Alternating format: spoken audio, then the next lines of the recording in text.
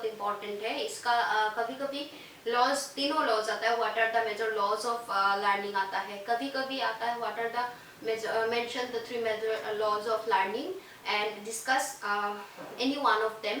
तो ऐसे अगर आता है तो तुम लोग को ये तीनों मेंशन करना होगा, कोई भी एक वो एक्सप्लेन करना होगा। और अगर आता है what are the major laws of learning 6 mark का, तो पूरा तीनों एक्सप्लेन करना होगा मार्क्स समझ के। मैं बार बार ये बोलती हूँ स्टूडेंट्स को कि हमेशा मार्क्स समझ के वो लिखना। कभी कभी 1 मार्क्स के लिए आता है तो तुम लोग का वहाँ पे एक्सप्लेन करने का जरूरत नहीं है।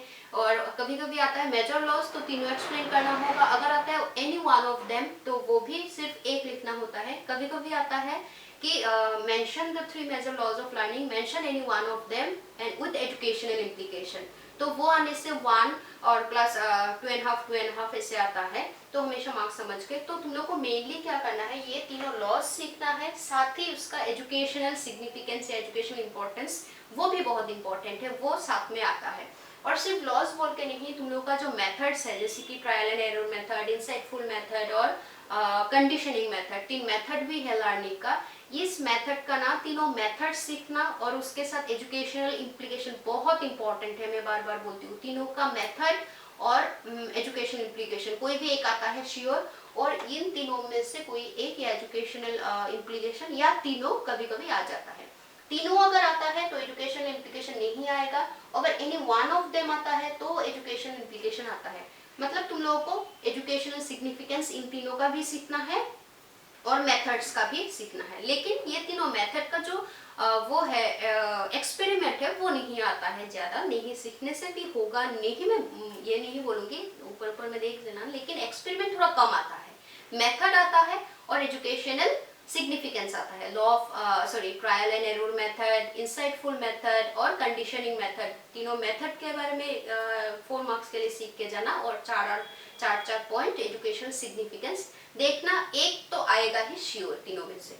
ठीक है, वो गया मेथड के बारे में। मेथड को भी अगर समझाना है नेक्स्ट तुम लोग कमेंट सेक्शन में बोल देना, मैं वीडियो कल हो सके तो लाऊंगी, एग्जाम परसों है तो इतना नहीं हो पाएगा। फिर भी आज देखते हैं लॉज क्या है। और लॉज में हमेशा तुम लोग को एक नाम याद रखना है जो ऑलरेडी तुम लोग जानते हो, एडवर्ड ली थॉर्नडाइक।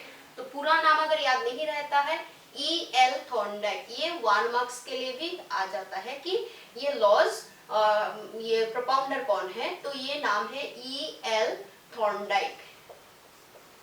E.L. मतलब एडवर्ड ली थॉर्नडाइक, E.L. थॉर्नडाइक लिखने से हो जाएगा।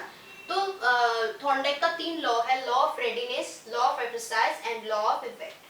तो ये मैं देखो ब्रैकेट में 3 चीजें लिखी है, अगर ये 3 याद रखोगे ना तो तुम लोगों को इतना मतलब भूलोगे नहीं। जनरली स्टूडेंट्स को क्या होता है, बहुत कंफ्यूजन रहता है ये तीनों लॉ को लेके। और तुम लोग को बुक में एक एक स्टेटमेंट होगा, अगर हो सके तो वो स्टेटमेंट सीख के जाना, वो लिखने से हो जाता है। सिर्फ स्टेटमेंट लिखोगे और एजुकेशन इंपॉर्टेंस लिखने भी कभी कभी हो जाता है, लेकिन स्टेटमेंट अगर तुम लोग को याद नहीं रहता है तो बना के उसका कंसेप्ट लिख सकते हो। तो लॉ ऑफ रेडीनेस का मतलब ही है प्रिपेयर्डनेस और रेडीनेस, मतलब जब हम लोग प्रिपेयर रहता है या रेडी रहता है। नेक्स्ट है लॉ ऑफ एक्सरसाइज में 2 मिलेगा, law of use and law of disuse, जिसका मेन है प्रैक्टिस। यहाँ पे प्रैक्टिस के बारे में बोला जाएगा, यहाँ पे प्रिपेयर्डनेस के बारे में बोला जाएगा। लॉ ऑफ इफेक्ट में हम लोग use of pleasure and pain के बारे में बोलेंगे। फर्स्ट देखते हैं लॉ ऑफ रेडीनेस क्या है। तो थॉर्नडाइक के हिसाब से लॉ ऑफ रेडीनेस में तुम लोग का एक वहाँ पे स्टेटमेंट होगा कि when any conduction unit is ready to learn for it to do so is satisfying, when any conduction unit is not ready to conduct for it to do so is annoying। तो मतलब ऐसे statement होगा जिसका मतलब है कि कोई भी इंडिविजुअल या कोई भी एनिमल में से भी ये होता है कि जो लोग क्या होता है, हम लोग मेंटली प्रिपेयर नहीं रहते हैं, वो क्या होता है जब कुछ काम करना होता है तब हम लोग को सेटिस्फेक्शन नहीं मिलता है। सपोज तुमको कुछ करने का मन हो रहा है, घूमने जाने का मन हो सकता है, पढ़ने का मन हो सकता है, तुमको जो मन कर रहा है, मतलब तुम मेंटली रेडी हो या प्रिपेयर हो कुछ करने के लिए, तब तुम कर रहे हो वो चीज, तो तुमको सेटिस्फेक्शन मिलेगा। लेकिन तुमको मन नहीं है, सपोज पढ़ने का मन नहीं है, घूमने जाने का मन नहीं है, लेकिन तुमको जाना पड़ रहा है, उससे क्या होगा, तुम एनोइंग मतलब अच्छा नहीं लगेगा, क्योंकि तुम प्रिपेयर नहीं हो या रेडी नहीं हो, लेकिन तुमको करना पड़ रहा है, तो वो तुमको एनोइंग लगेगा। और लास्ट है तुम करने के लिए रेडी हो लेकिन कर नहीं पा रहे हो। सपोज घूमने जाने का बहुत मन है लेकिन तुम लोग जा नहीं पा रहे हो एग्जाम की वजह से ऑब्वियसली, तो वो भी एनोइंग होता है। वो है तुम लोग का बुक में जो स्टेटमेंट है। अब तुम लोग बुक का स्टेटमेंट पढ़ के देखना तो शायद समझ में आ जाए, लेकिन स्टेटमेंट अगर नहीं लिखना चाहते हो इन जनरल तुम लोग लिख सकते हो कि थॉर्नडाइक के हिसाब से लॉ ऑफ रेडीनेस मतलब मेंटल प्रिपेयर्डनेस। इसीलिए बोला गया, एजुकेशन इम्प्लीकेशन में भी आएगा कि स्टूडेंट्स को हमेशा क्या करना चाहिए, टीचर्स इतना एफर्ट्स देना चाहिए ताकि स्टूडेंट्स मेंटली रेडी हो जाए। क्योंकि अगर हम लोग क्लास में जाते हैं पढ़ाते हैं लेकिन स्टूडेंट्स अगर रेडी नहीं है, वो लोग मेंटली रेडी नहीं है कुछ समझने के लिए, तो टीचर्स कितना भी फोर्स करेंगे वो लोग समझ नहीं पाएंगे। इसलिए टीचर्स का ये कोशिश रहना चाहिए, एफर्ट्स इसमें देना है कि बच्चों को मेंटली रेडी किया जाए। क्योंकि जब तक हम लोग मेंटली या फिजिकली दोनों, मेंटल फिजिकल दोनों रेडीनेस के बारे में बोला गया, तो मेंटली और फिजिकली जब हम लोग कोई भी चीज करने के लिए रेडी रहते हैं तो ही वो काम सक्सेसफुल होता है। ये पढ़ाई में हो सकता है, कोई भी काम तुम पकड़ लो, जब तुम रेडी रहते हो वो काम करते हो तभी तुम वो सक्सेसफुली कर पाते हो।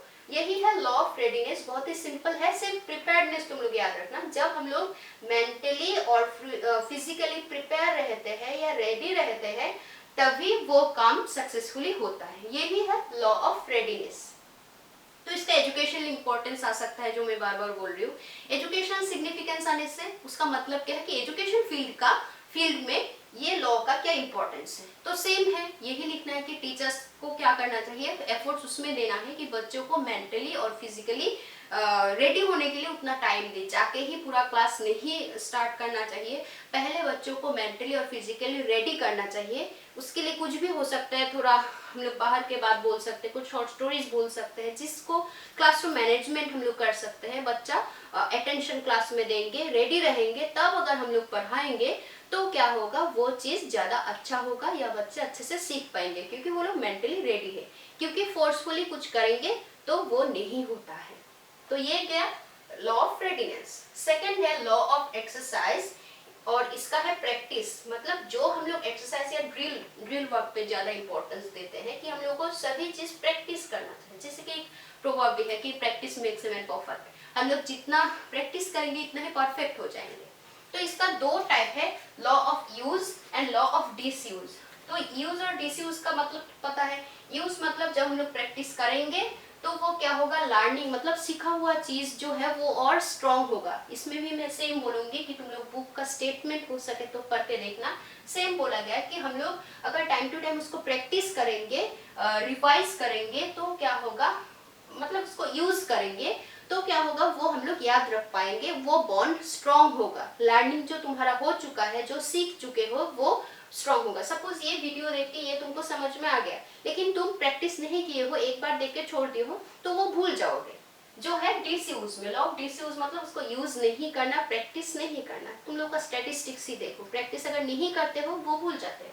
तो यही है लॉ ऑफ एक्सरसाइज। अगर हम लोग कुछ चीजें कुछ टाइम के लिए प्रैक्टिस नहीं करते हैं तो वो चीज हम लोग भूल जाते हैं या मतलब वीक हो जाता है, वो स्ट्रॉन्ग सॉरी वो बॉन्ड जो है वो वीक हो जाता है। और अगर हम लोग उसको यूज करते हैं, उसको प्रैक्टिस करते हैं सीखा हुआ चीज, तो वो स्ट्रॉन्ग हो जाता है वो बॉन्ड। कौन सा बॉन्ड, जो लर्न तुम किए थे। तो ये है लॉ ऑफ एक्सरसाइज जिसमें तुम लोग को प्रैक्टिस याद रखना है, मतलब तुम लोग को प्रैक्टिस करना है। लॉ ऑफ यूज में प्रैक्टिस करना है, और लॉ ऑफ डिसयूज मतलब जिसमें हम लोग प्रैक्टिस नहीं करते हैं वो हम लोग भूल जाते हैं। तो इसका एजुकेशनल सिग्निफिकेंस या एप्लीकेशन अगर आता है, मतलब कि हम लोग को क्या करना चाहिए, टीचर्स को ऐसा अपॉर्चुनिटी स्टूडेंट्स को देना चाहिए कि वो लोग एक्सरसाइज या ड्रिल वर्क करें, जिसके जैसे कि हम लोग होमवर्क देते हैं स्टूडेंट्स को। मतलब क्या, हम लोग जो पढ़ाए हैं, जो तुम लोग सीखे हो वो घर से फिर करके लाओ, या क्लास टेस्ट हम लोग लेते हैं या क्लास में पढ़ने देते हैं, वो सारा क्या है, प्रैक्टिस या ड्रिल वर्क। तो ये सारा अपॉर्चुनिटी टीचर्स को देना चाहिए, मतलब स्टूडेंट्स को देना चाहिए, ताकि स्टूडेंट्स वो प्रैक्टिस करें और खुद जो सीखा हुआ चीज है उसको रिव्यू कर पाए। मेन यहाँ पे है रिव्यू और प्रैक्टिस। लास्ट है law of effect. Law of effect में ये याद रखना, प्लेजर एंड पेन, अगर जो भी तुम काम किए हो उसका पीछे कुछ प्लेजेंट कुछ है, सपोज तुम अच्छा रिजल्ट किए हो या अच्छा कुछ काम किए हो और हम लोग उसको प्रेज करते हैं, रिवॉर्ड देते हैं, तो वो स्ट्रॉन्ग ज्यादा, बॉन्ड जो ज्यादा स्ट्रॉन्ग होता है हम लोग को अच्छा लगता है।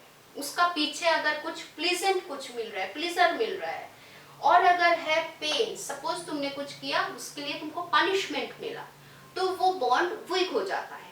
सपोज क्लास में ही देख लो, तुम अगर ऐसा कुछ भी किए हो, क्लास में बहुत पनिश किया गया है, तो तुम्हारा क्या होगा, वो टीचर्स के साथ या वो सब्जेक्ट का थोड़ा वो क्या हो जाता है, बॉन्ड थोड़ा वीक हो जाता है, अच्छा नहीं लगता है। लेकिन कुछ किए हो, उसको तुम मोटिवेशन मिला, तुमको प्रेज किया गया, कुछ रिवॉर्ड दिया गया, तो वो कनेक्शन स्ट्रॉन्ग हो जाता है, उस टीचर्स के साथ तुम्हारा एक अच्छा रिलेशन बन जाता है। या कोई भी, सिर्फ मैं क्लासरूम के बारे में नहीं बोल रही हूँ, कोई भी काम जहाँ पे हम लोग को प्लेजेंट कुछ मिलता है, प्लेजर मिलता है, रिवॉर्ड मिलता है, वो काम अच्छे से हम लोग कर पाते हैं। और जो पेन या पनिशमेंट जिसमें मिलता है वो काम हम लोग नहीं करना चाहते, और वो स्ट्रॉन्ग बॉन्ड नहीं होता है, बॉन्ड वीक हो जाता है।